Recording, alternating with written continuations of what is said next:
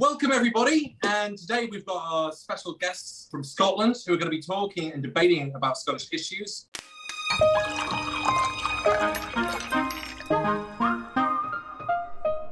So, I'd like to introduce Jenny, Random Scottish History, and David McGuinness. Jenny, would you like to introduce yourself to all of our viewers? Hey, I'm Jenny. I'm in Glasgow. You can probably hear Transmit over at Glasgow Green at the moment. I'm sorry for that. It's like living next to a nightclub just now.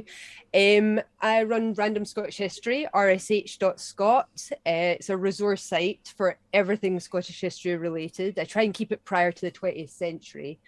I've also got hundreds of vids on YouTube. I've started doing podcasts too, so there's a lot out there, that's really all I do. David, could you please introduce yourself?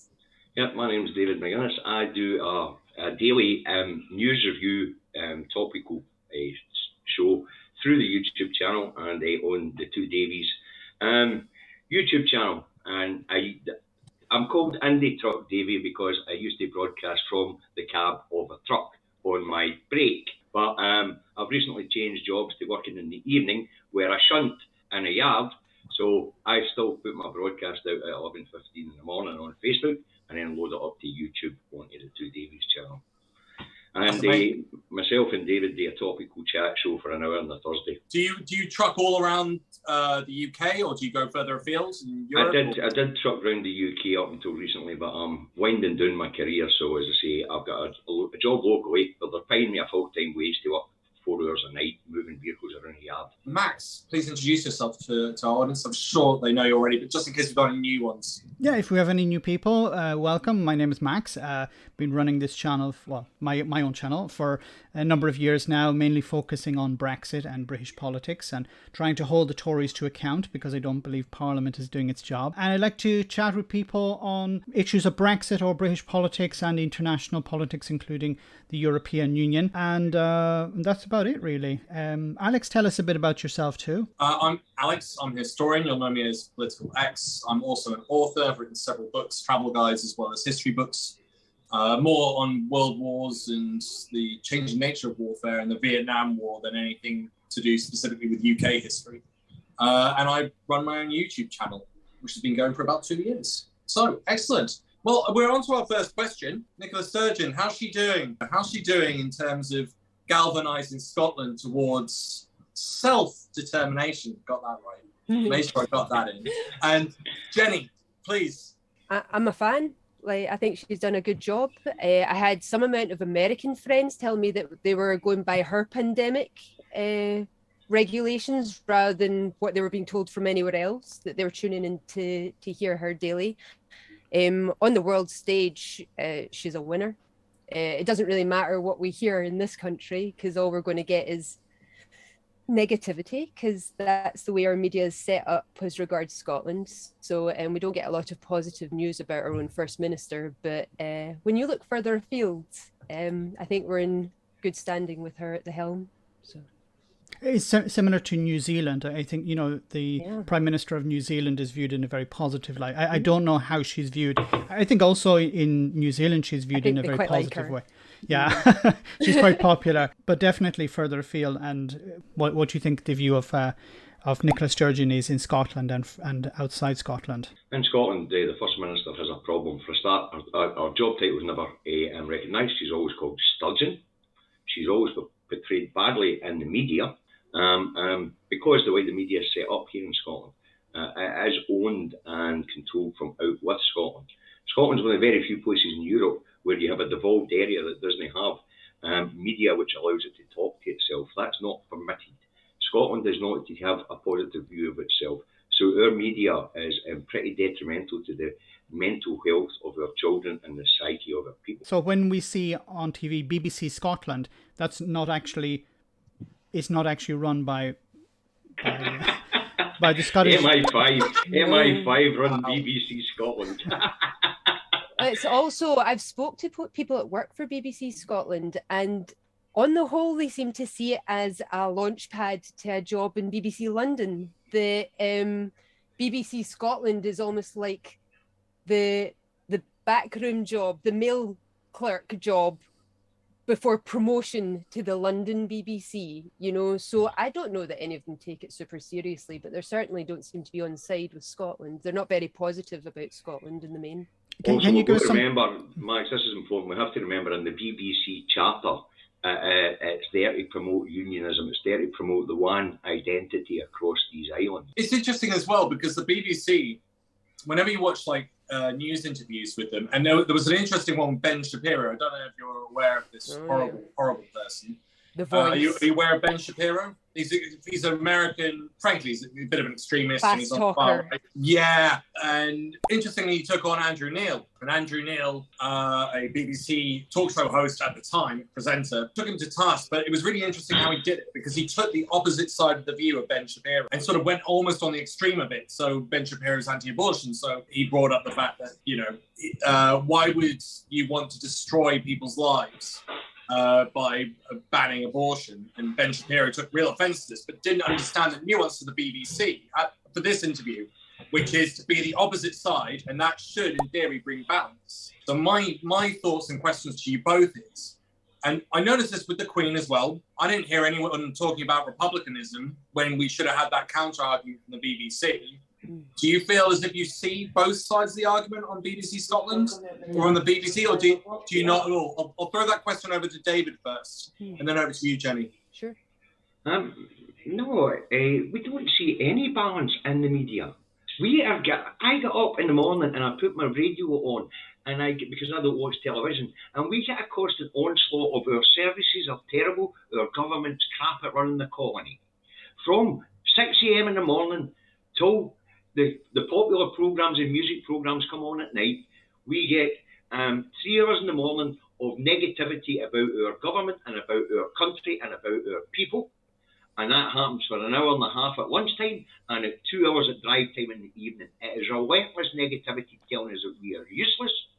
Our Scottish government is crap at running the Scottish colony. Can I ask, what was the last good thing that you heard that they said on the BBC? Might have to think back. The Olympics. Even when we introduced the baby box to make sure that every child get a good start in life, the relentless negativity about the cost of it instead of the benefits of it. Every child born in Scotland gets a baby box. The box can double up as a crib. It has a mattress in it. There is a selection of foods, reusable nappies, clothes, all to help the child through its first 6 months or to a year of its life. There is a thermometer. There's a literature for the parents to read to the child. There is also advice on good nutrition and how to look after your child. Every single baby born in Scotland gets that, but we get relentless negativity to say it costs too much. When actually what we're trying to do is give our children the best start in life. Yeah, absolutely. I mean, it sounds like a really good policy. Why wouldn't you want that? And it sounds, with the cost of living, this is probably one of the most appropriate policies to have. And all you're hearing is people yammering about how bad it is. This is what you're going to learn, I think, from our conversation, is the fact that there's no pro arguments from the other side. It's all negativity. The arguments are all why not to do a thing. They don't have arguments why you should do a thing. It's always why not to do a thing. That's all we get from the other side. Here in Scotland, we have an additional child benefit which the Scottish Government have created because of the poverty that has been created right across the UK by previous UK governments. So we have an extra child benefit up here where they get an extra £20 a week per child to try and lift the children out of poverty. Now, we are told that's a relentless waste of money as well. When we try to do what's best for our children through our policies, which we can enact under the devolution settlement, and of course with tax raising power, I don't know if you're aware, but we have a separate tax system up here. So we raise our taxes differently from how it's done. You have 3 bands down that road, we have 5 bands up here. So the 5 bands covering many income levels, we actually bring in more money, meaning the people in the lowest level pay less tax, and progressively we got the 5 bands, we all pay a wee bit more, in order that the collective pot is big enough to cover things like the baby box, free prescriptions, no motorway tolls, cheaper rail fares, cheaper council tax, no paying for the water except for water rates to get it into your house. We don't pay per litre. Free prescription charges, better NHS services. We have a different taxation system, and that's not being told to use people down there because they don't want you looking north and saying, how come Scotland can do it? So you're told that it's your tax that's actually subsidising us doing that, when we actually have our own taxation system. We send more per capita to Westminster in tax than any other peoples in the UK. We spend £1,276 per year. The average tax rate from an English citizen is 998, from a Welsh citizen 993, and for a Northern Irish citizen about 860.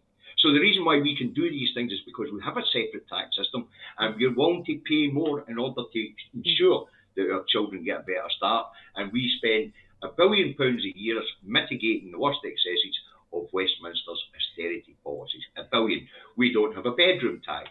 We mitigate it. We give some of our block grant back to Westminster so that they can enforce the bedroom tax here. Unfortunately, it means we're paying the tax twice in order to get Westminster off our back so that our people don't get thrown in the street because they've got debt, because they've got a spare bedroom. We can manage all that because we have a separate tax system, not because we're subsidised by England. We don't get a grant from England. What we get is a transfer of some of our own tax monies back. Only some. We don't get our import or export taxes back. We don't get 100% of our VAT back. We don't get the revenues from Scotch whisky, meaning alcohol duty back.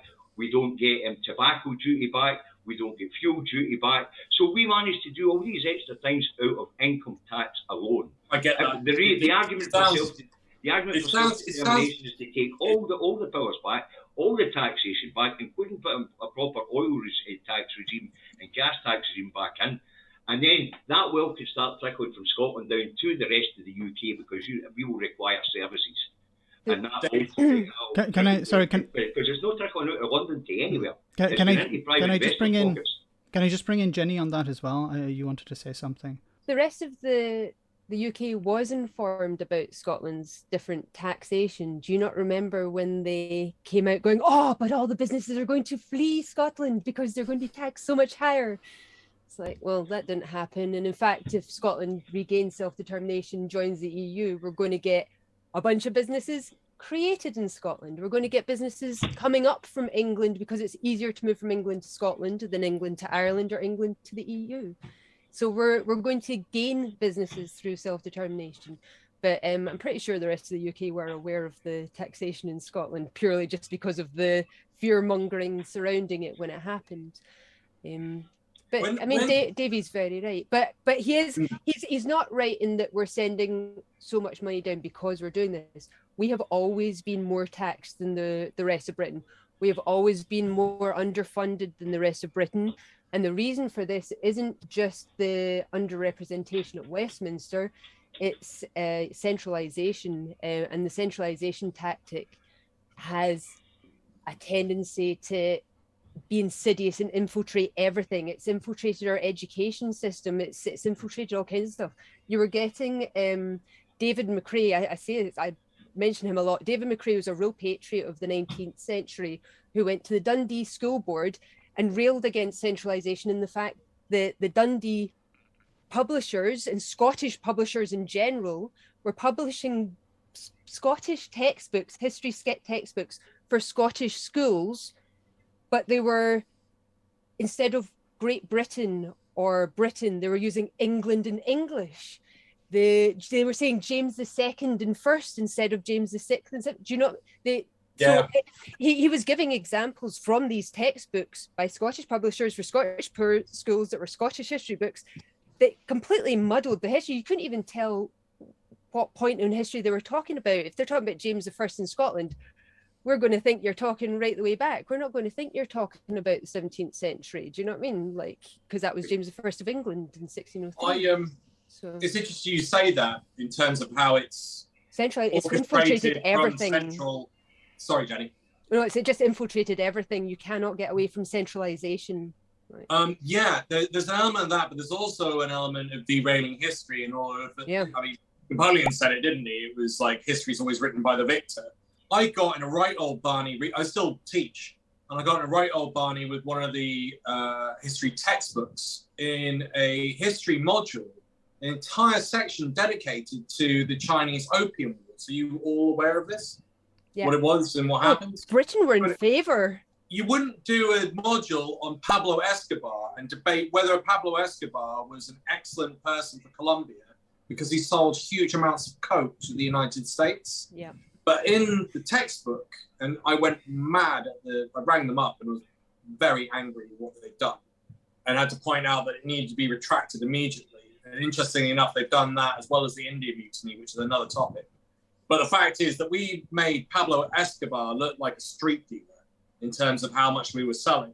But if you looked at the module, there was this whole debate about whether it was all right for Britain to sell opium into China to the point of devastating millions of lives over there, millions of families. And you're sort of like, why is this infiltrated into our history books and into our education system? Because it is British history. Like this, sorry, Jenny. Because it is British history. Like, Britain was fully in favour of this. But you wouldn't be able to you wouldn't be able to teach Nazi history and go, well, concentration camps were part of Nazi Germany, so we should talk about the positives and the negatives of a Nazi concentration camp. Yeah. And I go, well, you can't talk about drug dealing on the scale of that literally makes the worst drug dealer in history look like a street dealer. But we've got to look at the good and the bad side. We talk about so much of the empire. We talk about so much of the history of the empire without focusing on the negatives. Yes. There's so much of the empire and the history we're taught about that doesn't they had such beautiful red uniforms. It was wonderful. Yeah, they were just going to civilize people, like. It's funny that because we have a great movement in the Glasgow area in central Scotland right now about recognising our part in the slave trade, in the slave industry. And we've set about making reparations. Wow. Glasgow University has started courses in Jamaica and things like that, and we've started making reparation for our part in the slave industry and the wealth that we gathered from the slave industry. And Glasgow's right at the very heart of that. Yeah. I mean, Britain as a whole only finished paying the reparations anyway, maybe like 5 years ago or something. 2015, yeah. 2015, yeah. So all of us have paid tax. Well, since we're talking Scotland, I want to make the point that Scotland did emancipate slaves about 50 years before England did, Westminster did. So it was in a court case, I think it was Knight versus Knight. And yeah, any enslaved man that stepped foot on Scottish soil was instantly liberated and a free man as of about 1782. And it wasn't until like the 1830s, I think, that Westminster finally did that. Yeah, I do know it was the courts that set the tone for a lot of this. Yeah. Because it wasn't just in Scotland, obviously. I think it was the courts as well as England later on that also verified this. So it was interesting that the courts were ahead of Parliament in many ways, which is another debate to be had. There had been an increasing feeling amongst the population, and especially the women, the female section of the population that just weren't on board with slavery. They saw the people as humans, and they I think they empathized and couldn't see themselves in the same position and knew it was wrong. So there was a kind of growing feeling of discontent surrounding slavery before anybody started. Can we just I'd like to just go back to the main topic once again.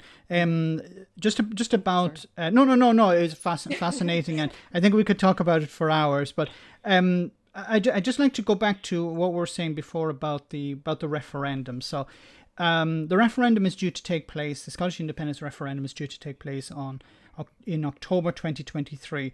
I'd just like to get both of your opinions on that. Is that the right date? Is it too far out? Is it too close? And some of the problems not the problems with the referendum itself, that's assuming that the Supreme Court go ahead and say, yes, it's legal. But what sort of obstacles could the Tories and Westminster and maybe the Labour Party, Liberal Democrats and Tories in Scotland throw in its way? Maybe we'll start with David. Well, in Scotland, the cuckoos in the nest, as I call them, the English parties sitting in the Scottish Parliament. And I don't mean that in any denigrative way. It's just that they parties that call themselves Scottish Labour, Scottish Tories and Scottish Lib Dems aren't actually registered as Scottish parties. They're just registered in London. So the Scottish bit's a branch office thing. So we call them the cuckoo in the nest because they're unionists in the Scottish Parliament. But to be fair, there's nothing they can do in the Scottish Parliament. The Greens and the SNP have a majority. So the legislation, given that if the Supreme Court gives it the go-ahead, then the legislation will fly through the Parliament. It's October 2023, is it the right date? But it all depends on what the Supreme Court says. What we know is that Westminster is denying Scotland's democracy and telling us that we don't have a democratic right to ask ourselves the question of whether we want to be independent or not, because they refuse to give a Section 30 order or they refuse to participate, which makes it much more difficult. Sorry, David. Just to interrupt, can you explain what a Section 30 order is? Yeah, in the provisions of the 1998 Scotland Act, under Section 30, the UK government has the power to issue a Section 30 order to either take powers from the Scottish Parliament or to grant temporary powers to the Scottish Parliament. It's got to do with power devolved being power retained. But the point is, Westminster decided that a majority of MSPs in favour of Scottish independence in the Scottish Parliament and a population that voted for a second independence referendum, Westminster decided that they won't respect that democratic decision of the Scottish people. Their argument is that there are three cuckoos in the nest, and between them they got slightly more of the popular vote than the two pro-independence parties, even though the two independence parties are larger, which is an absolute outrage. We use a proportional representation system which was set up so that there couldn't be a majority in the Scottish Parliament. We have a majority in the Scottish Parliament. And they're going to do the same thing when they try and block a plebiscite election. What they're going to say is it's a first-past-the-post system, right? So if we look at 380 Tory MPs own 34% of the vote throughout the UK, whereas Scotland, we will vote in probably 56 out of 59 SNP MPs, and we'll probably hit about 49 to 50% of the popular vote. But they'll tell us that's not enough of a mandate because it wasn't 50% plus one. What we have is the Westminster government denying Scottish democracy and the rights of the Scottish people. We are now effectively living in a colony, and we're second-class citizens within the United Kingdom, where our democracy and democratic choices are not respected. That is not the people of England. The people of England are Democrats, and I can see the surprise in Alex's face. You know, he's outraged at the idea that they're going to tell us that we cannot ask ourselves a question, and that's exactly what they're doing. It's not right, but I'm going to bring. I'm not going to bring my point. I'm going to go straight over to Jenny. Jenny, what are your thoughts on this? All they can put in as a hurdle is words, and really by attempting to stop the referendum, it shows that they're not confident that yes won't win, because if they were confident that Scotland would once again vote no and retain the union, then they wouldn't have anything to say against it. Also, B, it makes them look bad. Every time they deny people the right to do anything democratic, it's going to make them look bad. So either way, it's not going to go well for them not allowing us to have the referendum. If anything, their stubbornness is possibly even going to shift some of them on the fence to go, do you know what? They're telling us what?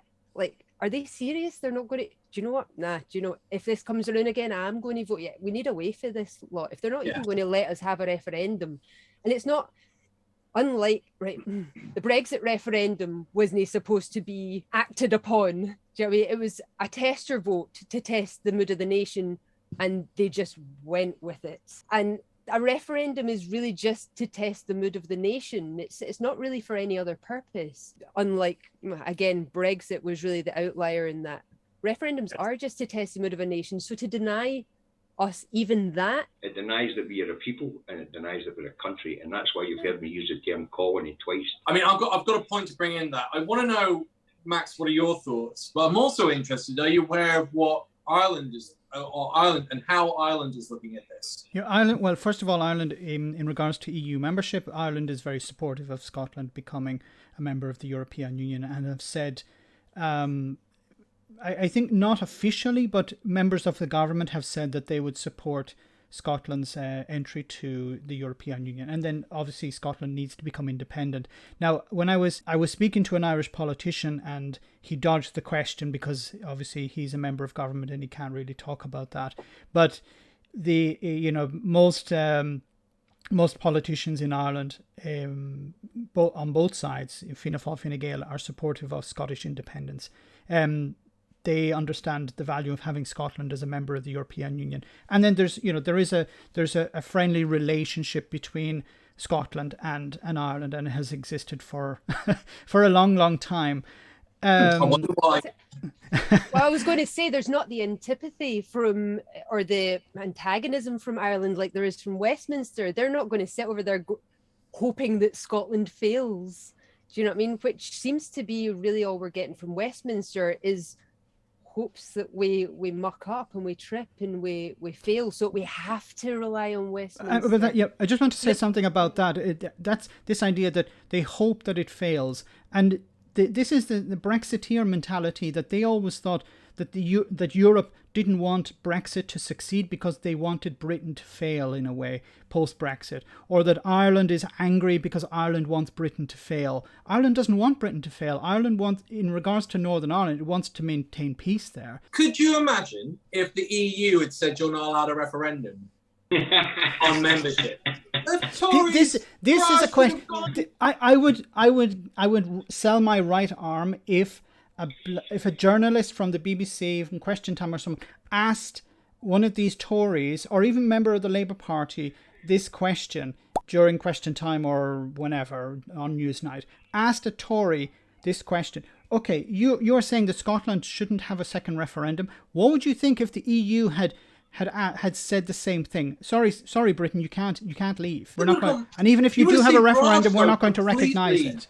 They would lose their bloody minds. No, there is a distinguishing difference. No, I know there is a difference, but because the EU is a federal union of sorts, where the countries have control of everything for themselves. That was what Scotland wanted.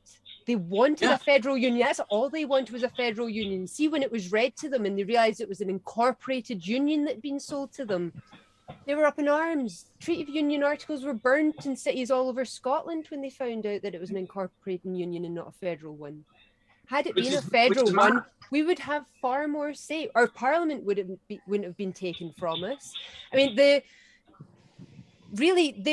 England did it in a way to get full control. That was their purpose, to get an incorporating union, was to get full control, because it meant that they could take our parliament. In a federal union, we would have been allowed our parliament, and Westminster would only have acted as the imperial parliament. Built up empires. We stole countries. That's what you do. That's how you build an empire. We stole countries with the cunning use of flags. Yeah. You just sail around the world and stick a flag in. I claim India for Britain. And they go, you can't claim us, we live here. 500 million of us. Do you have a flag? So they would have only decided issues where it concerned all of the United Kingdom or was international dealings. Stuff that was for Scotland alone would have been dealt with by the Scottish Parliament in a federal union. That's an interesting thing. I wonder if that could be brought up in court and said, well, you actually were meant to sell us this. No, well, I mean, right. That wouldn't.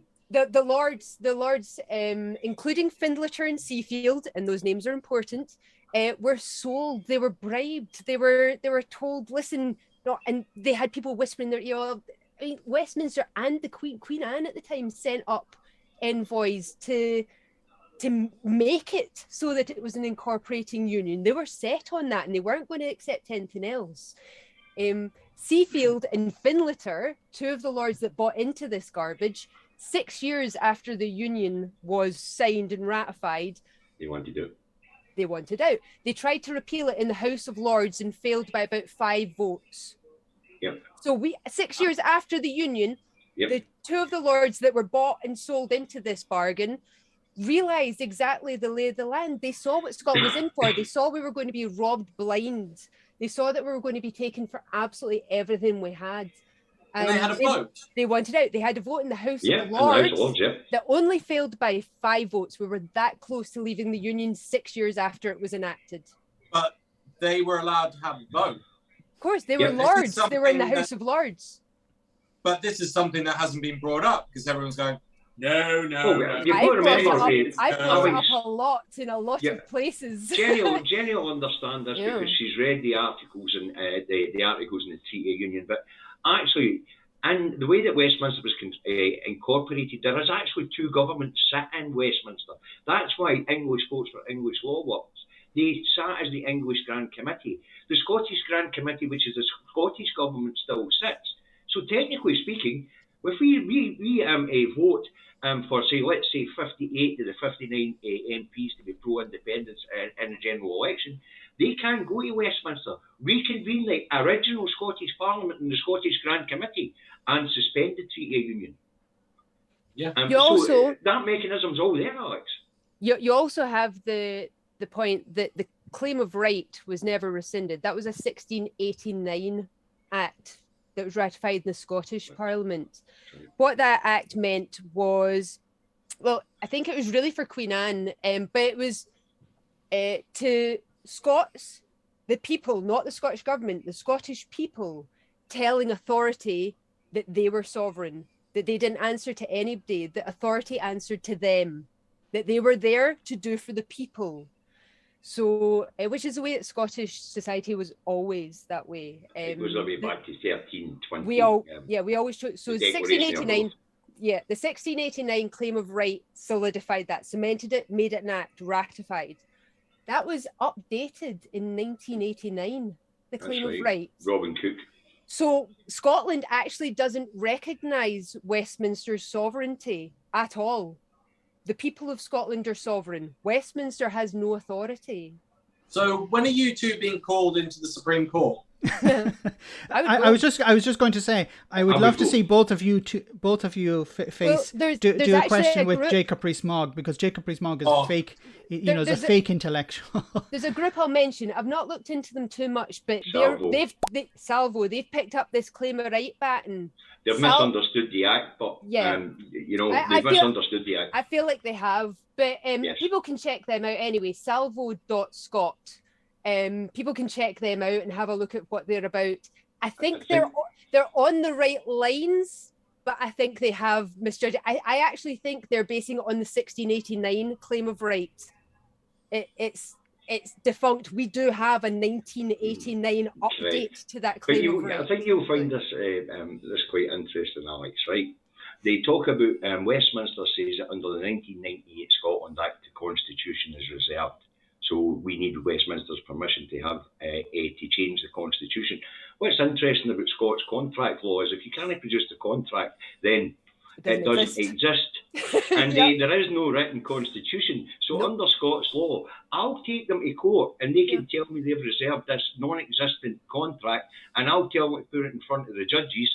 And the judges will rule in a Scottish court that actually the Constitution doesn't bloody exist. It's a fact. The closest thing Scotland has to a constitution is a 1320 Declaration of Arbroath, and that's pretty far in the past. That's pretty defunct by now, you know.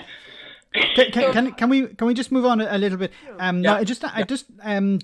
So both of you support Scotland Scottish self-determination. No man, I'm all for the union. So as you're a unionist, I'd like to hear some of the arguments for the union.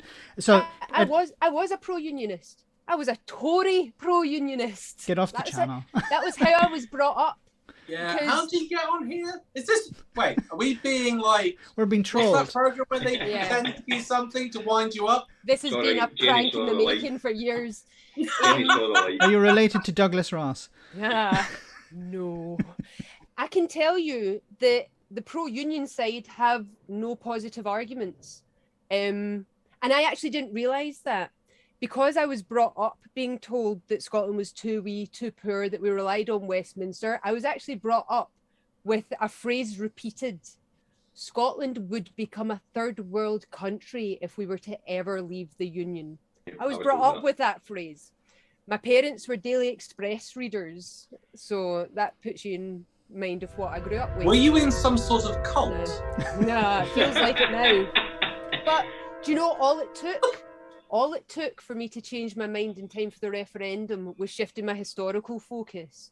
Because I realised that in a decision so big, I actually didn't know very much about the country I was about to vote for. So I just started looking into the history. I went for pre-World Wars because the World Wars did affect our history, something terrible. Did you watch Braveheart? No, man. No. I got into the histories. I read the history books. And do you know what? See, just learning about my country made me change my mind. And that's why I set up Random Scottish History. I set it up to be non-political, but I felt like if other people had access to the information that I had access to, if other people were able to learn about Scotland as I had, maybe other people would also change their mind. Maybe I would have other converts that had been brought up the same way I was. So I made the site to be non-political so it would appeal to everyone. And that's why even the Treaty of Union articles, which is when the site kind of got a wee bit political, obviously, it's written by almost 100% pro-unionists telling you what's wrong with the union. So these pro-unionists are giving the nationalists of today the arguments to leave. Because it would have been interesting if a federal system had been set up in the first place. Everyone was able to elect have this problem. president. We wouldn't have this problem now. But if everyone had set it up as a proper federalized state, like in the US, and England had its Senate and had its laws and its commons, there's an English version, there was a Scottish version, there was a Welsh version, there was a Northern Irish, maybe further back. And the Home Rulers weren't even just looking for that. They wanted all the colonies represented in Parliament as well. They wanted Home Rule for everything that was governed by the UK. And yet totally ignored, and yet only Ireland got it. I'm going to be very careful in how I phrase this. It's one of the arguments for the American separation was that there was no representation. No taxation without representation was a key slogan. Now, you could argue about a number of other things that were involved, but it's interesting that it almost feels like Britain has never, ever learned from that big, I'm going to be careful as well. Westminster's never learned. That big situation, I'm not going to call it a mistake because of other historical reasons, but that big historical situation. I would say that traditionally in England there's been an elite that have been in place for 800 years. It's not the English people or even the politicians of the day that don't learn. It's the actual upper echelons of your society, the stuff that actually incorporates the state. I have no idea how the mindset works in England, but the way I see it is the class system seems to be endemic, and people. Joe Bloggs expects the middle manager is better than him. The middle manager looks at the upper class guy and says he's better than me because he owns the factory. And the rod often caps them up at sort of way up the line. You know, and rather than having actual sit down and talk to each other the way that we do here in Scotland, they're actually taking opinions from the very top as being read. And that brings me back to something I wanted to say about the media here. When we, the people of Scotland, watch Prime Minister's Question Times, and we watch the way that our politicians are spoken down to in Parliament, we can see where the media gets it from. I mean, Dominic Raab stood in for Bojo last week and said to Mr. Blackford, "It's nice to see you in his place." And he meant that after he just pointed out that Scotland was a second class, the people of Scotland were second class because they were going to deny our democracy. So therefore, we were in our place. And our place was below them. I see you, Jenny, and I promise I'll bring you in. It's just something I have. He keeps calling the SNP the Scottish Nationalist Party. Yeah. And the bad thing is, if this was just like, if I was looking at a Machiavellian movie, I would just be going full out love for you guys and being like, look, he wants to separate, but we love him. You guys are great. We don't want you guys to leave, and going on the sort of love front. But he does these snidey little remarks like that. And I'm getting really sick of the speaker. And if he doesn't stop that with that Boris bastard, and that's the first fucking second swear word now I've brought in, I'm going to lose my tether with him. He's not doing his job. And stuff like that should be knocked out immediately. Sorry, Jenny, that was my two bits. I mean, it was a great segue actually from David there as to how we're treated in Parliament, because from the very get-go, we're told that a parliament like Westminster that had gained Scotland in the way it did, in such a kind of contentious manner, you would think that they would be quite light-handed with the way they went about treating Scotland. But we're told that in every case, the offensive act was offensively done. And that's a quote. But also, I have a wee kind of This is comparison. the first time, Max, that anyone has brought out a book My and book. quoted from it. I love that. My book. I So, love it. as a tiny illustration of how nothing has I need changed. to go and get a pillow first, and then I Do can it. just...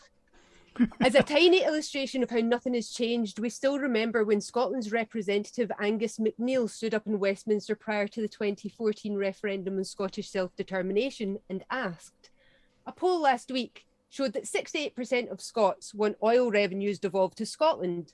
Does the Prime Minister agree with 68% of Scots, or does he not? In response to which he received howls of laughter and derision from the opposing Conservative Party, and the answer from then Prime Minister David Cameron pausing occasionally to allow the hilarity of, well, if you ask a stupid question, you get a stupid answer. In 1894, Dr. McGregor stood up in Parliament and asked, seeing the difficulty Scotchmen find in getting redress of their grievances in this House, may I ask the Lord Advocate whether he does not think the time has now come when Scotland might resume control of her own affairs? He too received laughter and derision in response, with no answer returned to him on that occasion. Sure. Nothing changes. And that's exactly what the Treaty of Union article shows you. It shows you that we've been going round in circles, doing the same arguments over and over again. People after the referendum, even in the lead up to 2014 referendum, were coming out with all of these arguments and answers that they thought were brand new and interesting. And then I'm showing them where it's already been asked and answered many times before over the last 300 years. And they were surprised by that. But, you know, our history was forgotten. So many, we tend to rest our laurels on the Bruces and the Wallaces of our history. The world wars denied us memory of all the patriots that stood up for Scotland in the 19th century. The Waddies, the McRaes, the Burnses, scrapped all that memory, and there was just apathy after the world wars, and we've only just got going again since the 60s, and we're now at this point, you know. Can I just ask a question just about Parliament? I don't. You guys are probably familiar that Sinn Féin abstain from Parliament. They don't take their seats. I understand why they do that, why Sinn Féin don't take their seats in Parliament. But on the other hand, I think it would have been important. I think there are some times when it would have been good to hear from Sinn Féin attacking the Tories, trying to hold them to account, because generally from the Northern Ireland point of view, all you hear from is the DUP, because they're the biggest party in Parliament, because Sinn Féin are not there. What about the SNP? Should they? I'm just throwing this out because I think it's better to have some sort of voice there, because you're able to at least challenge the government. But should the SNP abstain from Parliament like Sinn Féin, or would that be a mistake? For Sinn Féin, it's fine to make that point, and it is making a point. It's going, we want absolutely nothing to do with you, and no uncertain terms. But like you say, it denies them a voice in Parliament. We're already underrepresented. I don't think we need to deny ourselves a voice at Westminster. And really, in showing our voice and speaking up in Parliament, it's the reactions of the other side that bolster our argument. You know, it is the derision that we get. It's the laughter, the walking out, the ignorance. You know, that's what goes towards our argument in Parliament. If we weren't there, we wouldn't have that. David? So this segues really nicely into two things, if that's okay. You love Max. your segues. Yeah, I like my segues. And you guys generally help out. Whenever we have on, it sort of lubricates the segue into happening. I don't know why, but it does happen. But before we say, can we get David's response to that as well? About should we walk out of this the Westminster Parliament? It's not really necessary. We have returned a majority SNP MPs now for the 3 elections in a row, I think it is. 2015, 17 and 19, wasn't it? So 3 elections in a row. Now, as I've already explained, there's 2 parliaments sit there and there's the Scottish Grand Committee. The only reason why we haven't recalled the Scottish Grand Committee and declared is because we haven't run on a manifesto of only this elections of Scottish independence.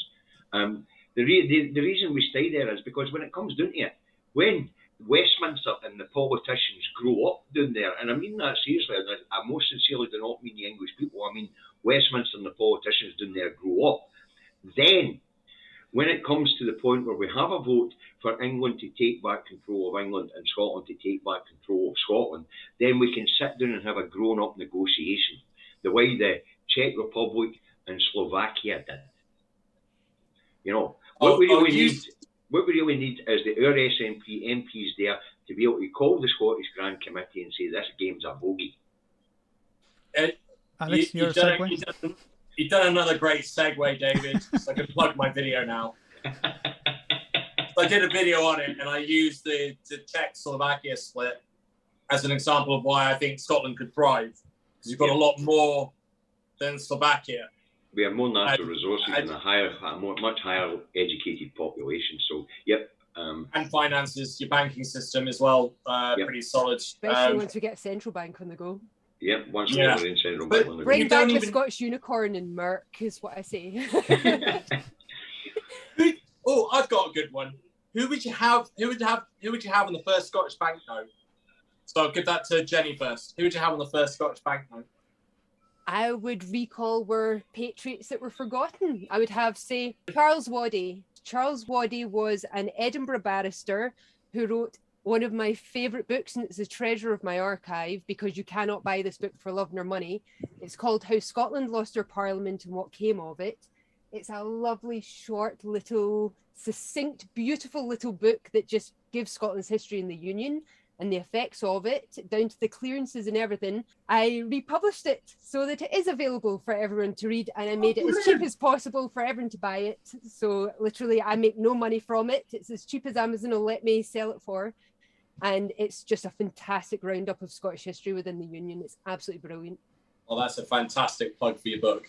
Charles, it's not my book, it's Charles Waddy's book, and it was amazing. It was published in... I'm sorry, Jenny, I didn't kid all the 1891 it was first published.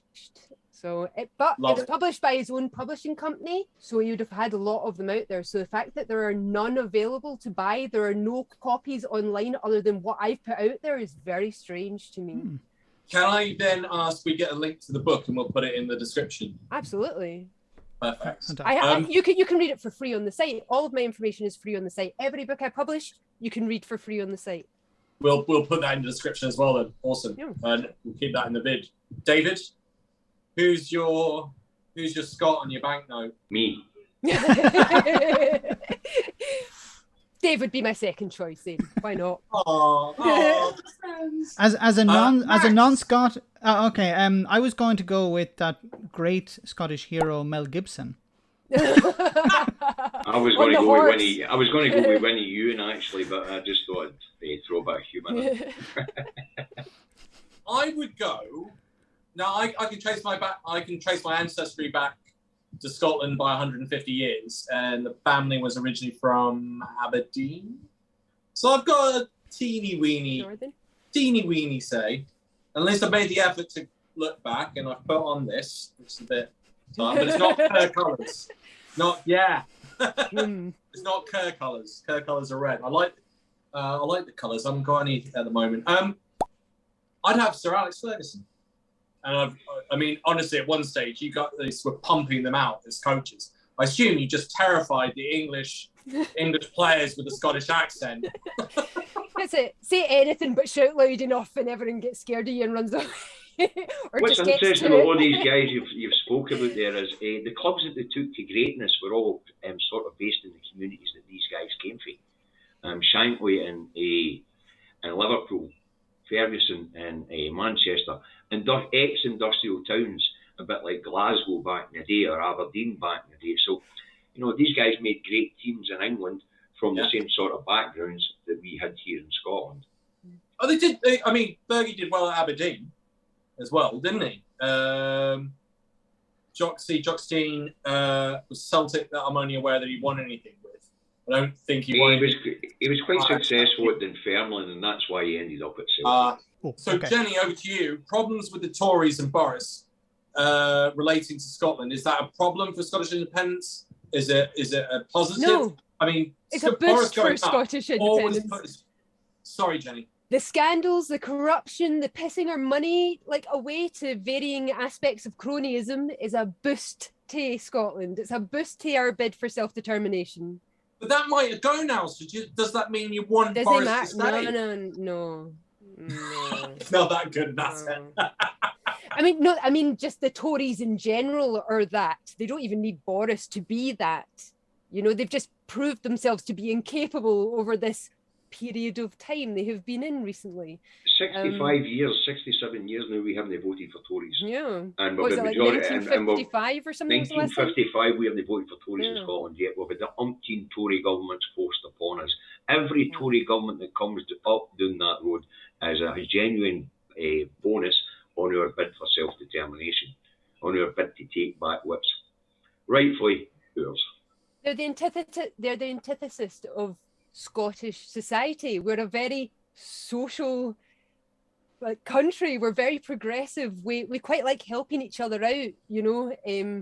We're not quite so isolationist. And again, the immigration policies that they insist on being brought in because they're that way minded. Alex, do you mind if I segue this a wee bit? Detrimental to us. Now, we're a very a left-leaning democracy here, where we don't really have a class system. You know, that's why we don't allow Scots to get above themselves. Even if they're multi-millionaires, if they sit down at the table at the pub with you and try and boast about their money, they're getting thrown out the door. Yep. You know, we don't have that. Our impression of Brexit and what's happening in England is that there's some sort of a nostalgia for a good old days that didn't exist, a land of milk and honey that was never there with empire. How are the people in England viewing Brexit and things like that? I mean, when we were watching it here in Scotland, we were seeing Empire 2.0 and all sorts of silliness coming out of the northeast of England.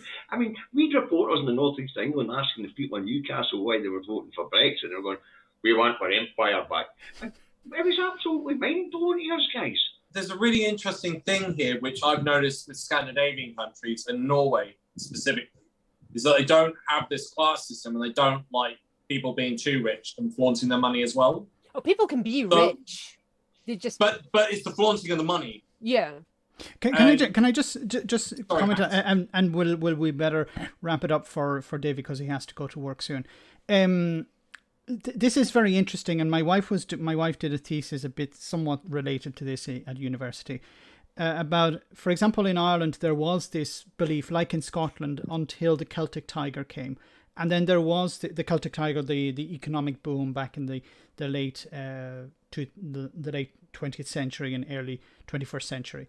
But there was this idea, oh look, now I have money, I have to show it off. But it was there was this attempt, it seemed, to emulate the Lord of the Manor of the 1800s or the 1900s. This idea that, you know, now I have money, and you could see it if you visit Ireland. If you go to the out the country, you'll see these massive homes that are built in the style of the Lord's Manor of the 1800s. It's amazing to see, and people would build these massive homes because they had money and they wanted to emulate the nobility, but they had money. It's a mindset the Tories have. See these working class Tories that we see as being turkeys voting for Christmas. They're aspiring Tories. They're voting for them because they think that by voting for them, they may end up with a slice of the pie in some way. And I'm saying that for experience of my own parents. My dad was a small business owner, but he felt like the Tories were the only way to protect that. So these aspiring Tories are, like you say, they're trying to gain wealth just to keep up with the Joneses, so to speak. Do you know what I mean? But it is a different mindset.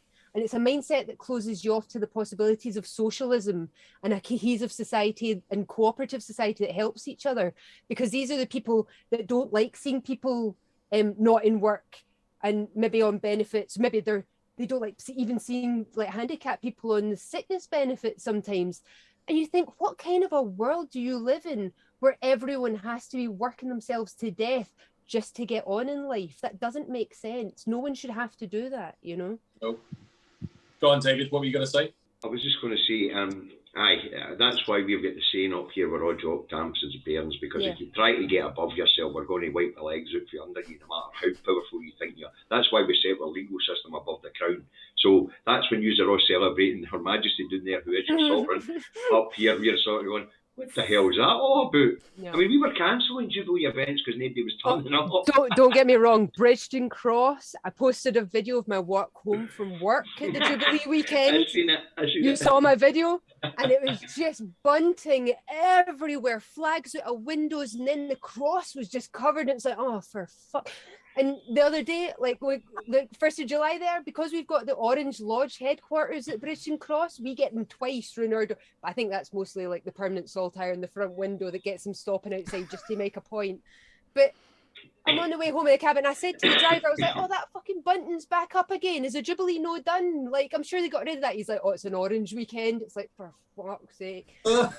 You just never escape it, and it's seen this part of Glasgow. There's always these wee pockets. Normally it's Morningside in Edinburgh. Normally it's a Hillside in Aberdeen and a Bridgeton Cross in Glasgow. Bridgeton Cross. I mean, you've seen the BBC reporters going round Glasgow, especially ones for London, who were absolutely outraged that we weren't celebrating the Jubilee up here. And we were all looking at them asking us as if they say, are you mental? There was even one set up in the Kelvin Grove Park and laid out a picnic. And you might join us for a Jubilee picnic and people are walking by and going like, are you mental? Yeah, no, even if everything's free, no, we're not into it. But before I go, I'm going to tell a quick story about sovereignty and Scottish sovereignty. The Queen came up to open the Scottish Parliament for the 20th anniversary of the devolved Parliament. And in she comes and she sits down and the party leaders are all welcoming her. And it gets to Patrick Harvey of the Greens and he stood up and he hit her right across the disher, right across the kisser, and they went like that. Welcome to Scotland. The sovereign people of Scotland welcome you here. And then he sat back down. But I mean, they kind of did the same thing after taking the oath to Parliament, didn't they? Because they then came out in public and went, actually, I know we gave the oath to the monarch because we've got to do that, but actually we pledge our loyalty to the Scottish people and we're here for them, you know. Which is interesting because when you have them give their oath in Gaelic, nobody knows what they're saying, so they don't know whether they're swearing or just the Queen or other people. Yeah, there's that too. I mean, to be honest, say it in a broad Scottish accent, they'd have no clue what you're talking about. So, you know. Thank you everyone for listening today. Thank you to my sensational co-host Max. Thank you to our fantastic guests, Jenny and David.